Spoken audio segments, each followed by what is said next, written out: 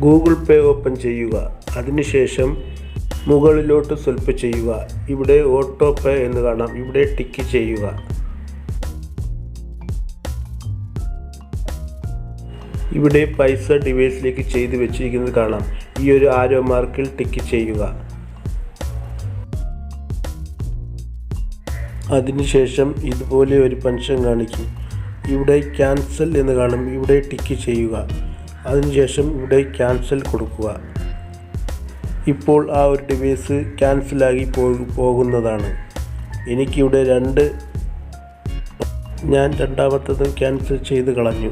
നിങ്ങളുടെ ഗൂഗിൾ പേ ഇതുപോലെയാണെന്ന് നോക്കുക. അതിനുശേഷം ക്യാൻസൽ ചെയ്ത് കളയുക. അല്ലെങ്കിൽ നിങ്ങളുടെ അക്കൗണ്ടിൽ നിന്നും പൈസ പോകുന്നതാണ്. വീഡിയോ ഉപകാരപ്പെട്ടാൽ സബ്സ്ക്രൈബ് ചെയ്യാൻ മറക്കരുത്. പുതിയൊരു വീഡിയോയുമായി വീണ്ടും വരാം. Thank you.